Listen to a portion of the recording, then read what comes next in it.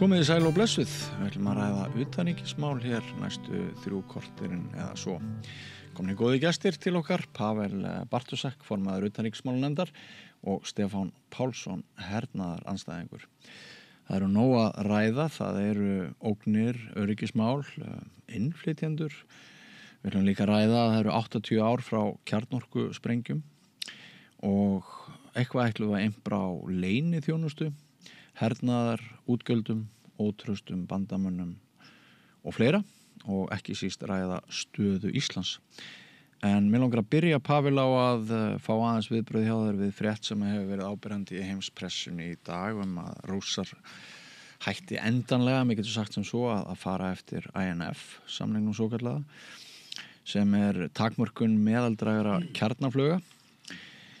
Þetta samningur sem var gerður 87 milli Bandaríkjanna og Sovétríkjanna eins og þau þá hétu og samkvæmt honum voru eldflaugar og stýriflaugar með 500 til 5.500 til 5.500 kilometra drægni bönnuð. Þetta svona enn eitt stakið í því mengi að við erum að upplifa vaxandi óróleika og það áhyggjuefni að Pútín virðist líta á NATO sem svona höfuðóin? Já, það allavega ekkert nýtt að hann sé að líta á NATO sem höfuðóvin. Það alltaf að vita það strategísku byrðir sem afkvæmskinsvopnum sem Rússar hafi verið að geyma hafi verið geymdar til þess að þá fyrir væntanlegt stríð við NATO. Áhyggjuefni eða ekki, þetta bara veruleikinn, en það skal kannski tekið fram að það nú auðvitað ekki Vesturlönd sem hafa dregið vagnin í því að æsa upp þessa stöðu, með það Vladimir Putin sem eru farið inn í fjölmörg lönd, Georgíu, síðan Úkraínu, það eru rússneskar hersveitir í Moldóvu að hluta. Þannig að það þar sem ögrunin hefur átt sér stað. Já. Hefur þú sérstakar áhyggjur til dæmis að þessari frétt í ljósi þess að þú ert fæddur í Póllandi? Sko, ég held að ef að til þess kemur að það brjótist út sem að við ekki hugsa að lenda einhver kjarnorku styrjöld, þá ekkert einhver eitt staður á jörðinni sem öruggari en annar í því tilfelli. Þannig að ég held að þetta sé ágefni fyrir okkur öll, ekki bara þau okkar sem eru fædd þeim megin járntalsins fyrir 45 ára síðan. Já. Stefán, það hefur verið umræða það sko hvert Ísland skuli helst horfa þegar kemur á varnar og öryggismálum. Bara frétt eins og þessi aðeins að fá viðbröðin við því. Já, það þetta að ræða mikið og lengi þetta. Það ágætt að hafa í huga þessi sáttmáli bann við þessum meðaldrægu flaugum. Þetta var einn af stóru mikilvægu kjarnorkuafvopnunarsamningum kalda stríðsins. Kalda stríðið var í rauninni ekki kalda stríðið var kaflaskipt.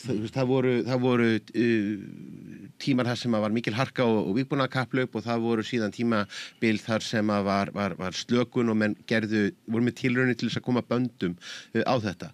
Það má kannski segja að fyrir okkur Íslendinga að þetta svona undirstöður að þessum samningi voru að mörgu leyti lagðar í Höfða á Reykjavíkurfundinum 1986. Honum lauk með ákveðnum vonbrigðum en síðan næstu misserin að þá voru gerðir stórir samningar hjá risaveldunum sem voru svona tilraun til þess að hafa einhvern ramma. Reglur varðandi bara möguleika hins aðilans á að fylgjast með vopnabúrum andstæðingsins, takmarkanir í framleiðslu og þar fram til götunum. Á síðustu 15 árum, þetta höfum við, og þannig að það eru ýmsir þetta eru bæði demokratar og republikanar sem hafa setið í Hvíta húsinu á þeim tíma, en á síðustu 15 árum að þá höfum við séð molna undan þessum sáttmálum einum af öðrum. Og það hafa verið bara þvers og kruss, hafa ýmist verið Bandaríkjamenn eða Rússar sem að hafa dregið sig úr eða orðið til þess að sáttmálarnir hafa fallið úr gildi bara eftir því hvort hvor aðilinn hefur rauninni metið að þjónaði þeirra hagsmunir þeirra vopnabúrs best. Þannig að það var í tíma fyrri Trump-stjórnarinnar 2019 sem að Bandaríkin sögðu sig frá þessum tiltekna sáttmála og notuðu þar bæði vísuðu í það að Rússar væru nú að fara á sveig með hann, en það sem var nú kannski aðal röksemdir á þeim tímapunkti var það að þáverandi Trump-stjórn taldi að þessi sáttmáli bindi hendur þeirra í að kljást við Kínverja. Að því að Kínverjar voru ekki aðilar að þessu samkomulagi. Það er bakgrunnurinn að því, síðan svona höfðu Rússar sagst svona virða þennan sáttmála að svona meginefni en tilkynntu í gær sem eru bara vondtíðindi að þeir væru endanlega hættir því. Og þetta segir okkur það að nánast allt það alþjóðlega regluverk sem að við vorum með kjarnorkuvopn, það er fallið. Og hvað eigum við þá að gera? Og ég meina eitt stærsta höggið í því var til dæmis bara á dögunum þegar að sem tengist sko árásunum á Íran þar sem að sko ráðist gegn kjarnorku mannvirkjum sem að er sko beint og æpandi brot á NPT sáttmálanum sem svona reglífar áöfnarsáttmálin þar sem eiginlega ljóst að sko alþjóða kjarnorkumálastofnunin sem að var það alþjóðlega batteri sem að átti að reyna að hafa eftirlit það er hreinlega notað sem tæki þú veist, bara til upplýsingaöflunar og bendir á skotmörk þetta er bara stórkostlega alvarleg staða það sem hefur verið opinber afstaða Íslands eins og annara NATO-ríkja og rauninni Rússa líka hefur alltaf verið að segja nei, við erum með NPT-sáttmálan, það er sá vettvangur sem við eigum að hafa fyrir að vinna að kjarnorkuafvopnun. Ég sé ekki að sú leið sé færi lengur. Nei. Pavel, sko, þú réttilega bentir, eða ég sé réttilega á Pútín, ábyrgð hans í þessum efnum. Tökum líka fram sko að það er eitt með Rússland sem ríki að þeir rauninni ögra alltaf. Já. Og þeir ögra sko samankvort þeir rauninni vilja ná samankvort þeir sé að leita eftir friði eða ekki. Já. Það er ekkert algjörlega útilokað það er auðvitað samtal og það er vita að það er eitthvað samtal á baku tjöldin varðandi Úkraínu og það er ekkert algjörlega útilokað að þessi tegund til ögrunar sé einhvers konar partur af því, af því að það er nú oft þannig að jafnvel þegar að Rússar vilja ná einhvers konar samkomulagi þá ögra þeir samt. Já. En sko það er ekkert langt síðan þú varst í viðtali að hluti af grein í Economist og þar svona nefndir þú sem að vakti ákveðna athygli að diplómat skildi segja það opinberlega því að eitt er að Ég er ekki diplómati. Ertu ekki diplómati sem þingmaður? Ég kan ekki segja það. Nei, ok, þú Ég er ekki diplómati. diplómati. Kjörinn fulltrúi. Stjórnmálamaður, kjörinn fulltrúi. Það vakti alveg ákveðna athygli að auðvitað flestir sammálaðir en að þú segir það upphátt að Trump væri náttúrulega hluti af vandanum og þú ert nokkuð vissum að Trump íti beint undir stuðning okkar. Ég held ég hafi sagt að það var hluti af vandanum en ég held að kannski orðað þannig og ég bara raunsar með það að ástæðan fyrir því að mörg að við kannski tökum bara ég fylgist alveg með tölum varðandi stuðning almennings á Íslandi við skref í átt að Evrópusambandinu hvort sem er aðelda viðræður eða aðeldni sjálf og það er marktækt stökk 2022 þegar að Pútín ræðist inn í Úkraínu og þá bæði eykst stuðningur við NATO mjög mikið og líka stuðningur við áframhaldandi viðræður við Evrópusambandið og aðeldina sjálfa og síðan er þetta þannig að sko þó að ég líti nú á Bandaríkjamenn sem algjörlega trausta bandamenn þegar þetta kemur til að vörnum landsins, þá sko það held kannski ekki algjör tilviljun að upp úr þurru þá vinnur flokkur sigur á Grænlandi sem svona, hvað skal segja, sístu flokkur Viðreisnar og líklegast Evrópusinnasti flokkur af þeim sem þar voru í boði. Það er alveg þannig að held ég að almenningar á Íslandi hafi svona reifst örlítið meira í átt að Evrópu þegar mann hafa séð kannski hvernig Vladimir Putin hefur farið þau lönd sem hafa ákveðast standa utan Evrópska bandalaga og ég meina hvað getur með sagt, ég meina framkoma kannski Donald Trump hvað sínum nánustu bandamönnum eins og Kanada hefur kannski líka sáð smá fræjum efasemda meðal fólks. Það er sko kostauðans að fyrir stjórnmálamenn að fá þann stimpil að vera sko Pútinsmenn, ég segi Trumpmenn í sínu heimalandi.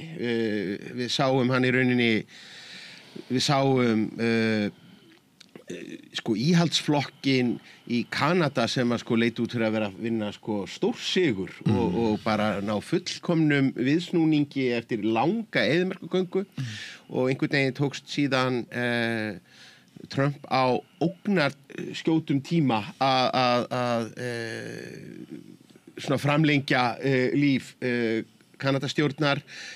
Manni sýnist að það sama sé að gerast í Brasilíu þar sem að Lula-stjórnin er búin að eiga í talsverðum vandræðum en er eiginlega vill henni til haps að vera allt í einu komin á svartalistan hjá stjórnvöldum í Washington. En þetta er veruleikinn eins og þessi að Trump, hvernig svo sem við talum hann, ég meina hann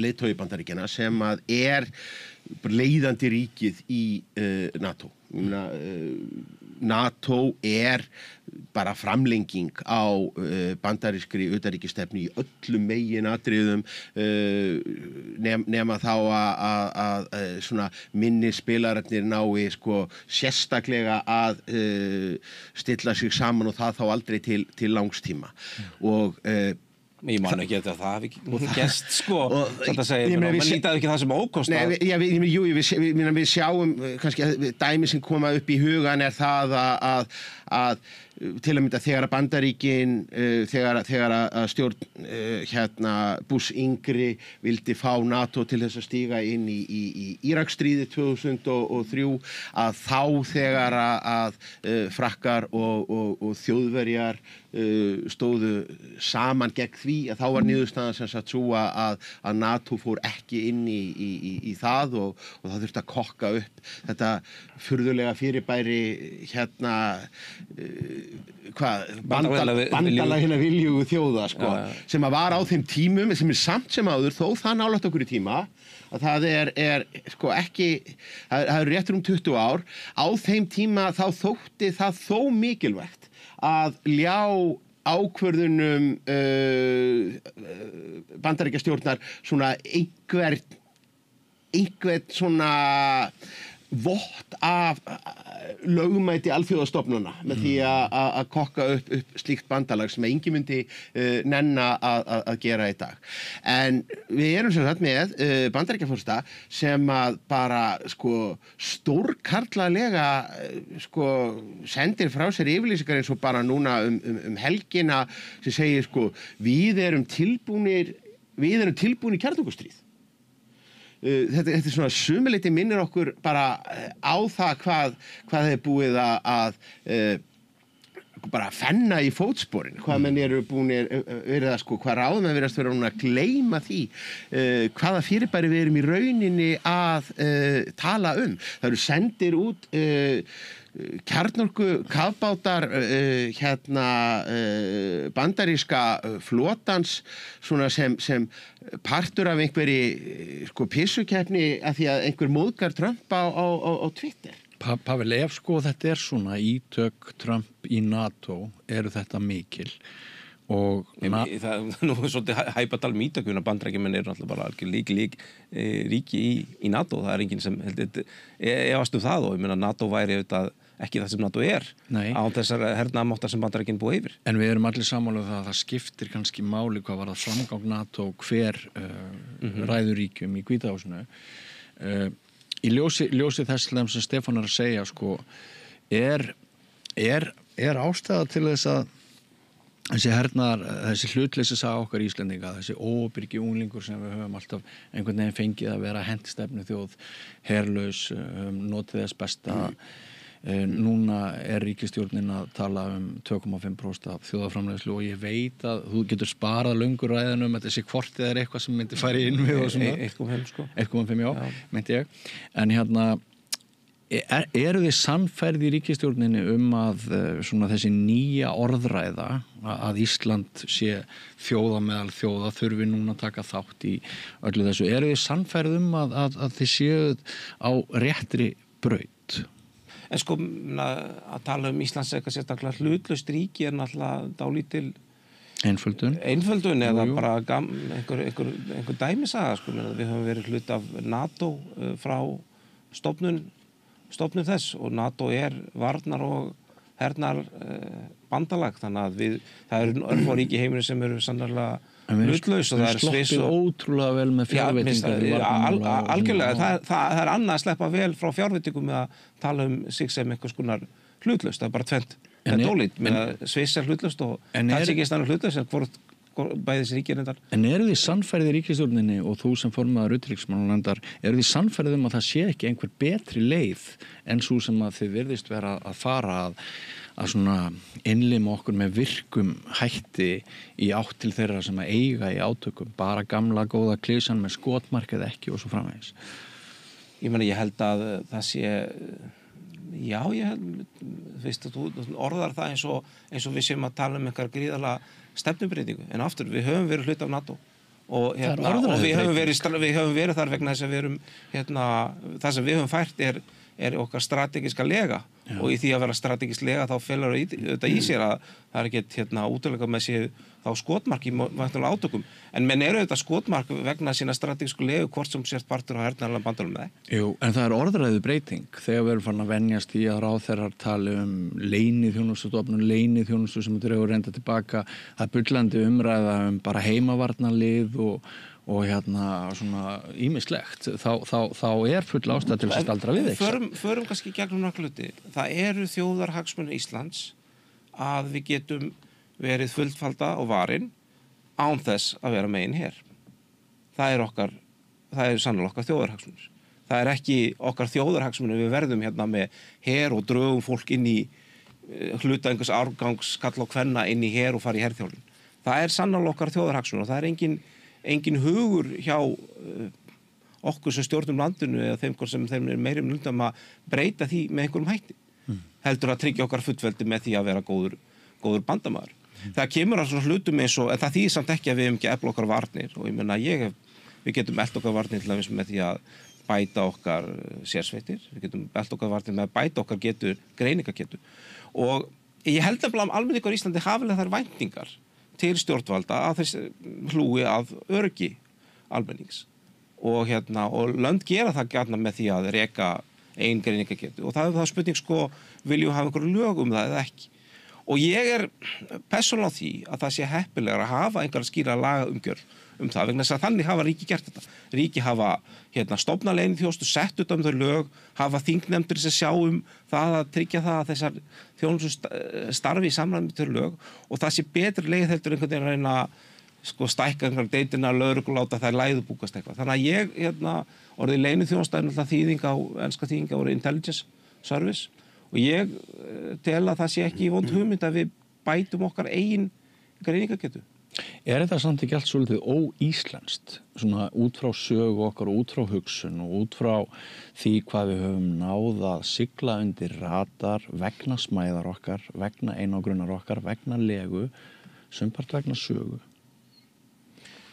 Við höfum náttúrulega verið, okkar saga sem fullvalda þjóðar náttúrulega verið fyrst fullvalda 1918 og þá erum við með samning við Dani að þegar nafnum til að sjá okkar varnir sem gera svo sem ekki og síðan erum við förum undir hæl Bandaríkjamanna leið og við verðum sjálfstætt lýðveldi. En ég tel að það sé eðlileg hluti okkar þroska sögu að sjá með hvað hætti við getum tryggt okkar öryggi okkar eigin íbúa og þú finnur ekki ég bara væri gaman að vita í Mannkynssögunni hvort það sé mörg 1000 ára ríki sem hafa orðið til án þess að vera með ein her eða án þess að standa vera í einhvers konar bandalagi með einhver öðru ríki sem tryggir varnir þess. Og er það óvissan í heiminum, það þessi öfl sem takast á, það hvernig allt á flegi fer sem veldur því að þú talar með þeim hætt sem þú talar? Við getum ekki undanskila okkar þeim veruleika sem við erum í, nei. Ég tel ekki óskýsamlegt að við höfum getu til þess að bregðast við hvort sem hryðjuverkaógn eða öðrum sambærilegum ógnum sem við vitum það að við munum sem sjálfstætt ríki ólíklega geta ólíklega. Það nárast útilokað að við getum brugðist við fullbúinni árás einhvers alvöru hernaðarveldis. En við getum haft getu til þess að fyrirbyggja hryðjuverkaárásir eða aðra svona minniháttar ógnir og við eigum að gera það sem sjálfstætt ríki á. Viltu bregðast aðeins við þessu, Stefán?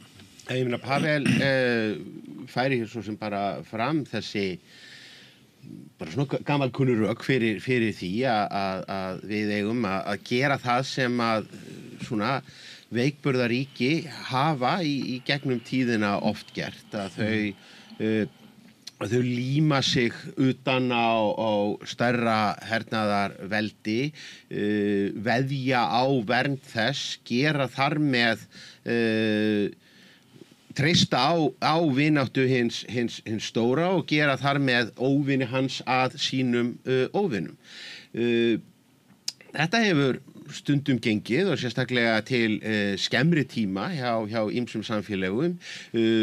Afar mörg þeirra lenda hins vegar í þeirri stöðu að þau kremjast á milli, þau dragast inn í átök sem í grunninn koma þeim ekki við og þá kemur nú yfirleitt í ljós þegar á hólminn komið að verndara ríkið leggur nú svona öllu minni áherslu á að verja fylgihnettina heldur en sína eigin hagsmuni eða þá að menn eru hreinlega kramdir undir eða gleyptir upp af verndaranum. Og það sem að mér er áhugavert að sjá er það að sérstaklega því að maður grípur nú af til sögunar. Bandaríkin hafa verið dóminerandi ríki í heiminum núna alllangt skeið. Ég held hins vegar að það hafi ekki áður gerst í sögu Bandaríkjanna sem svona alþjóðlegs heimsveldis að landið sé í rauninni jafn áhrifasnautt utan síns áhrifasvæðis en áhrifamikið innan þess. Bandaríkin eru að ráðskast með mun beinni og grímulausari hætti við sína sín fylgiríki núna heldur en að við höfum séð áður. Þessar svona makalausu senur varðandi tollamálin þar sem að við sjáum í rauninni bara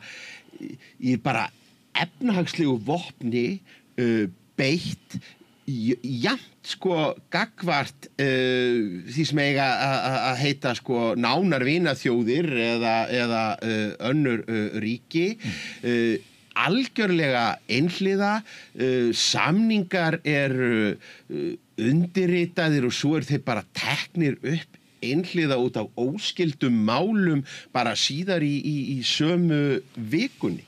Þetta er, ég myndi allavegna ef ég skilgreindi mig sem einhvern sérstakan vin og stuðningsmann Bandaríkjanna og hefði þá heimsýn að best væri að ríkið mitt bara veðjaði á dómgreind bandarískra stjórnvalda hverju sinni, þá ég farin að vera pínlítið nervös akkurat núna. Men ég veit ekki, upplifir þú svo fær maður svona pínlítið á tilfinninguna að sko stuðningsmenn bandarísku NATO-samvinnunar og varnarsamningsins og það allt saman hafi einhvern veginn línuna, þetta reddast, þetta eru 3 ár og svo hlýtur alltaf verða eins. En ég held að þegar að þau Bandaríki sem við sjáum, þegar að Donald Trump hættir sem forseti, það verða ekkert þau Bandaríki sem að við höfum einhverja ímynd af að þau hafi verið lengst af síðustu áratugir. Það verður alltaf skemmtilegt. Já, við skulum samt ekki mála hlutina svartar en eru, ég meina það var örugglega fólk sem var tilbúið að spá bara endalókum NATO og kannski spurning hvort fólk hafi verið ánægt með það spátum eða ekki, en ég meina það ekkert að því sem rættist, ekkert bendir til að það samstæðs nokkuð sterkt og þetta hefur Trump stöttið það ná því sem hún vildi, sem það önnur bandalagsríki myndi koma í sterkara mæli í því að fjármagna sameiginlega varnir þess bandalags og þó að menn hafi efasemdir það hér og þar, þá þetta fullt af stöðum í álfunni, það sem fólk uppverið raunverulega ógn af hinnu stóra nágranna í austri og alls ekkit óánægt með það að NATO-ríki sameiginlega eyði meira í eigin varnir. Ríki eins og Eystrasaltsríkin að þau ríki sem liggja að Rússlandi. Þannig að ég get nú ekki metið það sem það sé einhver ósigur kannski Bandaríkjanna eða að það sé eitthvað sem hafi veikt varnir Evrópu almennt, af því að ég meina ógnin af innrás eða íhlutun Rússa inn í sín nágrannaríki þarna í austri raunveruleg. Já.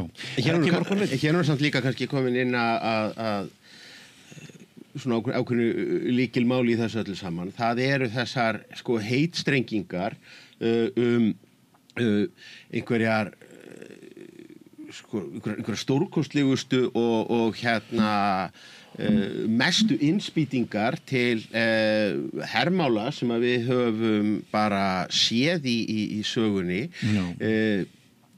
Stefna og yfirlýsingar sem að ef að myndu raungerast kæmu til með að hafa bara valda bara verulegri breytingu á þeirri samfélagsgerð sem að við höfum búið við í Evrópu. Þetta eru peningar sem að eru þá ekki notaðir annars staðar á tímum þar sem að þjóðir Evrópu standa fyrir margvíslegum öðrum áskorunum. Vill reyndar til að frá því að ég man eftir mér og byrjaði að fylgjast með pólitík að þá hafa ríki Evrópu ýmist á vegum NATO eða þá innan Evrópusambandsins stíi fram og lofað sjálfum sér að fara nú virkilega að spýta í lófana og dæla peningum í hernaðarmálin, en verið svona dálítið eins og maðurinn sem ætlar að byrja að skokka á morgun því að þegar á hólminn er komið að þá hafa nú þjóðir Evrópu, stjórnmálamenn og kjósendur, ekki hvað síst, svona muna það að menn vilja nú hafa hér velferðarkerfi, menn vilja hafa hér skólakerfi, menn vilja hafa landbúnað og þar fram eftir götunum. Þannig að blessunarlega held ég að það séu nú mikla líkur á að þetta sé nú orðagjálfur og muni ekki koma til framkvæmda. En ef það að þessi 5%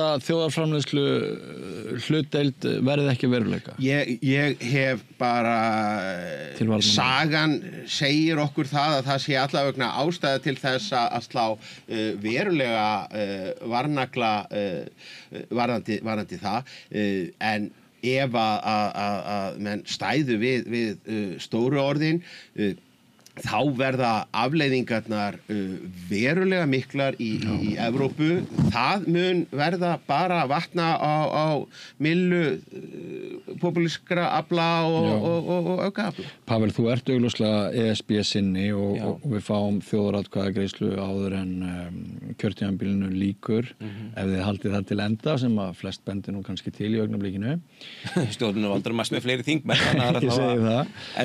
Skulum ekki vera og það ágætt að benda á það að hugmyndir ykkar þótt mæti víða gagnrýni og það sé talað að valkyrjur séu herskáar og herskári en nokkri kallar sem hafi leitt ríkisstjórnir hér á Íslandi, þá virðist vera einhver samhljómur með þeirri stefnu miðað við ef marka má skoðanakannanir þarna úti. En mér langar aðeins tengt því sem Stefán er að segja, sko. Er þetta góður tími til að sameinast Evrópu með bandalagi ef rétt að við séum að hverfa svona, að við séum að kveðja velferð og þá hugsun í Evrópu sem að verið hefur. Þú náttúrulega tekur ekki alla þessa peninga og setur þá í hernaðar og varnarmál og óttan og öryggisleysi sem því fylgi án þess að það bitni heilmikið á þessum ríkjum. Já, en við skulum samt munna á löngu tíma mannkynssöguna það hefur örugglega ríki eitt, ég veit ekki helmingina sínum tekjum í hernað, þannig að þó við förum úr í 3,5% til og svo 1,5 í einhverjar, þá er það ekki einhver algjör umbylting á því hver ríkisstjórnir haga sér. Og það er auðvitað rétt sem Stefán bendir á að það er ekki þannig eins og Evrópa af sjálfu sér ótilneitt hafi verið eitthvað gríðarlega herská. Ég menna í Pólandi var það ég þekki til í mörgum ríkjum var herskylda afnumin og veist, þetta voru mjög vinsalar aðgerðir gegnum tímana því að vill auðvitað enginn þurfa að standa í þessu. En það er ekki þannig að menn hafi einhvern veginn bara æst sig upp í þessu dali af ástæðulausu. Ástæðunar hafa verið auðvitað bara sú staðreynd að nágranninn í austri, Rússland, hefur með beinum hætti farið inn í þau ríki sem ekki hafa gengið í NATO og sem ekki hafa haft varnir til að bregðast við þeirra innrás. Og þá bara auðvitað sjá menn hvað gerist og bregðast við því.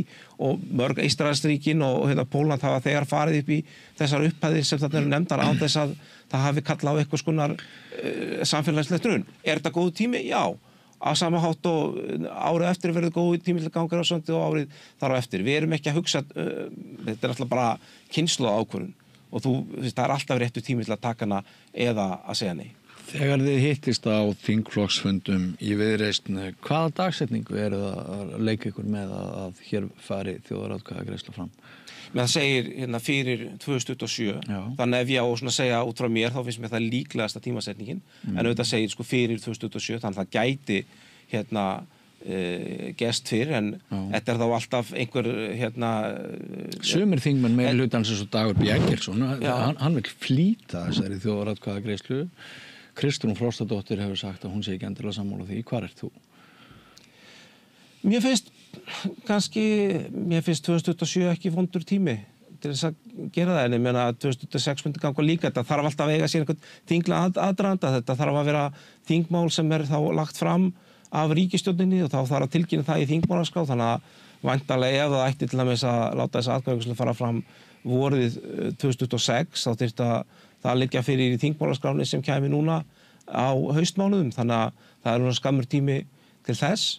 Þannig að mér finnst persónulega, en nú er ég að það er þetta búið til fyrirsögn þessu eða ekki, mér finnst persónulega líklegastu tími vera 2007, væntanlega ef menn hefðu öll verið sammála við samningaborðið í ríkisstjórnum að láta þetta gerast 2025-2026, þá hefði dagsetningin verið fyrir 2026. Þannig að mér finnst það líklegastu tími og ég myndi ekki fara í slag innan ríkisstjórnunar til þess að flýta þeirri dagsetningu. Sko ég er í hópi þeirra sem að finnst mjög óþægilegt að þessi vinna sem hófst þarna 2009-13 þeirri stjórn og hún hafi ekki verið kláruð og enn eru við svolítið bara, við teljum okkur ekki að hafa forsendu til þess að vita hvað ávinnst og hvaða ókostir fylgja því að ganga í ESB. En gefum okkur nú það að Íslendingar myndu samþykja inngöngu í ESB og förum 10 ár fram í tíman og við erum búin að vera í ESB í nokkur ár. Hvað er þið breytt hér?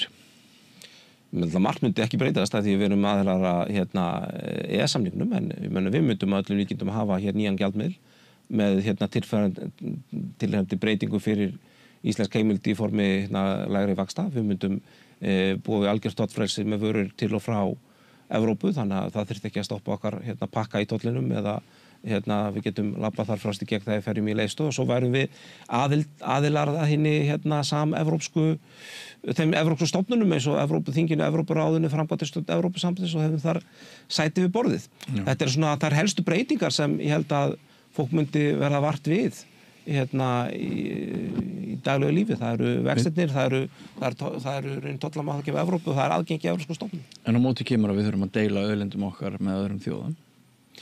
Já, ég held að það myndi ekki vera þannig að myndi endilega vera margir erlendir fiskitógar sem koma hér. Það búið að semja þetta við mjög mikið af þeim deilistofnum sem við erum hér og ég hef enga trú á því að myndi einhvern veginn ef þú telur auðlindir eins og vatnið okkar eða fallvötnin þá verður þau áform okkar. En hvað með sjávarútveginn? Maður heyrir nú reyndar að hann sé komin á svo fáar hendur að það skiptir ekki öllu máli. Það er náttúrulega löggjöf einstakar ríkja sem að endanum ræður sjávarútveginn. Það þyrfti bara, þannig kannski dálítið óvarlegt. Þetta er eitthvað sem þarf að ræðum með hvað hætti við getum náð fram einhverjum sérlausnum sem myndu vera íslensku sjávarútvegi til framdráttar. Ég ætla aðeins áður en við förum í endum þetta spjall á miklum viðburði sem á morgun og það sem við minnumst hræðilegra atburða. ætla ég aðeins að biðja ykkur kannski hvorn sig að bregðast stutt við grein sem að ég rekna með að þið hefur lesið sem Þorbjörg Sigríður Gunnlaugsdóttir ráðherra Viðreisnar skrifaði á Vísi í dag þessa byltingu í innan okkar lands að sko ég held að það hafi nú ekki margir verið búin að átta sig á ef þetta eru réttar tölur sem að hún að vitni í. Hún segir að íbúum Íslands hafi fjölgað rúmlega 50.000 frá 2017 og við þekkjum náttúrulega öll ákveðin núning sem að vegna þess að við þekkjum að þetta er svolítið annar land eins og til dæmis heimildin var að fjalla ferðaþjónustu og fleira. Ekki endilega vera land en það eru alls konar áskoranir og sko, hún ræðir norsku leiðina sem svolítið að handvelja fólk sem vil koma hingað og mér heyrist að hún vilji svona auka menntunarstigið og pæla meira í virðisauka en virðisauka manneskjunnar sem að langar til þess að koma hingað en það er náttúrulega þetta er nú svolítið snúið þegar ferðaþjónustun er svona mannaflsfrek grein. Er þetta góð grein, Stefán? Við gönduðumst nú með það hér áður heldur en að við fórum í loftið og svo er þetta nú að koma í ljós þegar að Hagstofan kemur með sína reglubundnu leiðréttingu á tölfræðinni hver fjöldinn væri í raun og veru. Náttúrulega þetta er maður er svo gamall að maður eftir því sko þegar maður talaði alltaf sko illt voru 250.000 og svo er það mjög sér íslenskt sko að við rúnnum ekki að 50.000 heldur leiðréttum við útlendinga hiklaust sko þegar þeir segja 360 við sinni að stráttlega tekið 370.000 sko. Nú erum við farin að vinna með hærri tölur. Það eru furðulega fá ár síðan að eitt stykki stjórnmálaflokkur sem að hér var í gangi og átti fulltrúa á þingi Björt framtíð kom og talaði það í kosningabaráttu að það ætti að vera markmið að Íslendingar yrðu 1 milljón. Og það var í sjálfu sér þessu var bara slegið fram sem svona kosningamáli og það ræddi það í rauninni engin hvaða samfélagsbreytingar myndi það þýða? Hvernig verðum við 1 milljón? Það gerum við ekki með því að fá aftur bara einhverja 19. aldar fæðingartölur íslenskra kvenna. En ég var nú samt að ég var ekki sérstaklega hrifinn samt af þessari grein dómsmálaráðherrans. Mér finnst nú svona verið að nota svona meira svona pólitískt korréttari hugtök yfir í rauninni sömu fyrirbæri og dómsmálaráðherrar Sjálfstæðisflokksins hafa talað á fyrri misserum en voru réttilega bara skammaðir fyrir. Sko mér finnst að það er ákveðnum hlutir eins og ég ætla að koma með stutta dæmisögu sko. Fyrir einhverjum áratögu þá var ég að þýða skoðana viðhorfskönnun Pólverja á Íslandi til Íslands samfélags og meðal annars var þarna opin spurning sem var hvaða einstaklega hlutur myndi bæta líf þitt á Íslandi mest. Algengasta svarið þessar spurningu var að læra betri ensku. Það var algengasta svarið við því hvað Pólverjar á Íslandi teldu að myndi bæta líf þeirra mest, það segja betri enskukunnátt. Og ég held að við megum alveg huga að þessum þætti. Mér finnst við hafa aðeins sofna á verðum það kemur að því að bjóða upp á íslensku kennslu fyrir þá sem setjast hér að. Ég hef talað fyrir því að við myndum taka upp einhvers konar stöðlupróf eins og hafa verið í nokkrum öðrum ríkjum, á reynda flestum ríkjum, það sem verður ákveðin evrópskur rammi, það sem fólk er boðið upp á. Og ég held að við hefum getið vera feimnir við það og ég held að til þess að þessi hluti gangi vel að því að ég er almennt fyrir því að það er gott að fólk flytji til landsins og það er gott að okkur fjölgi með þessum hætti og þá er reynslan kannski svo og það virðist alltaf að ganga betur ef að við gerum þetta þannig að þeir sem fyrir eru sátt við ferlið. En verðum við ekki að vera heiðarlega með það að hvaða smáríki sem í veröldinni hefði orðið fyrir verulegum áskorunum og ögrunum með svona marga álag og innviði, við þekkjum húsnæðismarkaðinn og allt það bara. Alveg örugglega og í uppturhópa finnst mér þetta svona, ég meina heildarsagan eins og þetta hefur bara gengið prýðilega, það er mjög mikið, það er mjög hátt hlutfall af Íslendingum sem eru að verðlendu uppruna, mjög mikið hlutfall innfyllar hér á landi og langvest þeirra eru bara pluma sig bara vel, eru komið með tekjurinn í þjóðarbúið og eru bara verðmætir þegnar sem gera landinu okkar gott. Það breytir því ekki að ég held að það sér aðeins, þegar ég kom til Íslands fyrst, þá komu kennarar í meðalskóla og töluðu fóruðum og sögðu þið þurfa engar áhyggjur að hafa, fyrir 10 árum síðan var annar pólskur strákur í skólanum, þannig að við höfum reynslu af þessu. Þetta er frábært. Og veruleikinn þetta annar í dag. Það svolítið annað þegar það kemur eitt pólsbarn inn í bekkin og það læri bara íslensku af samfélaginu, umhverfinu og með því að tefla við jafnaldra sína, heldur en að þegar að þetta kannski nokkur 2-3% ári sem bætast við. Þá þurfum við að tækla með hætti. Og ég er ekki feiminn yfir það að við tala það hvernig það gerir. Þakka þér fyrir, Pavel. Ég ætla að leyfa þér, Stefán, að enda þessa umræðu með því að kynna viðburð. Á morgun eru 80 ár, eða þess verður minnst hér á Íslandi að 80 ár eru liðin frá kjarnorkuárásunum á Japan og 40 ár frá fyrstu kertafleytingun á Reykjavíkurtjörn. Mun þessum tímamótum verða sýnd tillíðilega virðing. Ég ætli að vona, við sýnist nú að það sé rigningarhorfur en á meðan það er ekki rok þá þolum við nú allt hérna. Það var einmitt fyrir 40 árum, 1985, á 40 ára afmæli kjarnorkuárásanna á Hiroshima og Nagasaki. Þá sendu friðarhreyfingar í Hiroshima út bara ákall til systkina sinna í veröldinni og vöktu athygli á þessari japansku hefð að fleyta kertum á tjörnum eða lækjum. Þetta höfum við aldrei gert hér heima og léku þetta eftir.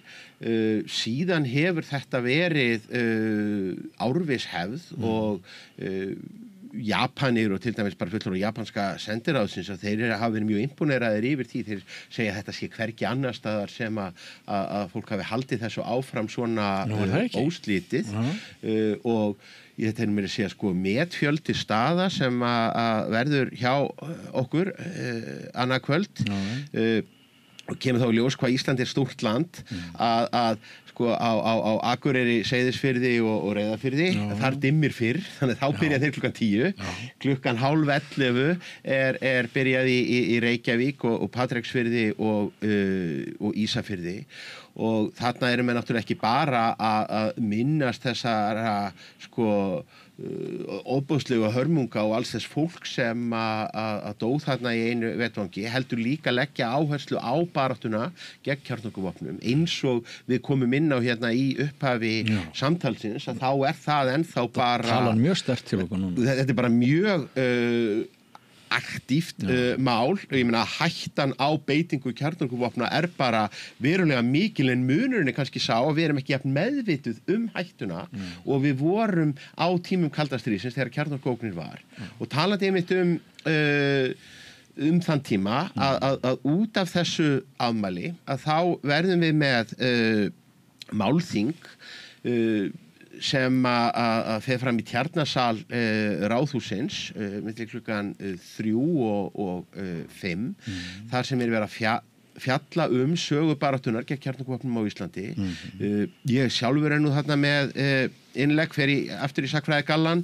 Og fyrirverandi forseti Íslands? Já, Guðni TH sem ræðir þarna mál sem hann hefur skoðað og Rósa Magnúsdóttir, prófessor og svo er þarna menningardagskrá og annað slíkt. Og ég held að það verði bara einmitt mjög fróðlegt að sjá hvað í rauninni margt af því sem að átti við á tímum kjarnorkuógnarinnar í kalda stríðinu ennþá hluti af okkar veruleika í dag, hvort sem að við gerum okkur grein fyrir því eða ekki.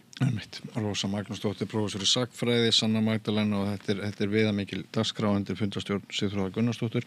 En við komumst ekki lengra. Ég þakka ykkur kærlega fyrir að koma hingað, herramenn, Pavel og Stefán. Ég var alveg til að fá okkur aftur til þess að þið hafi nú ekki alveg sömu skoðanir, eðlilega ekki. En fyrir vel með það. Sem skiptir mjög miklu máli. Ótrúlega háttvísi þennan daginn. Kann nú að vera að það gæti breyst síðar. En kæru þakkir fyrir komuna, báðið tveir. Og við förum eftir andartaki yfir í annan kafla, ekki fara langt, kæru hlustendur og áhorfendur. Samlokubrauð, maltbrauð, tékkneskt súrdeigsbrauð, brauð ársins, Bernhöfts bakari, íslenskt handverk síðan 1834.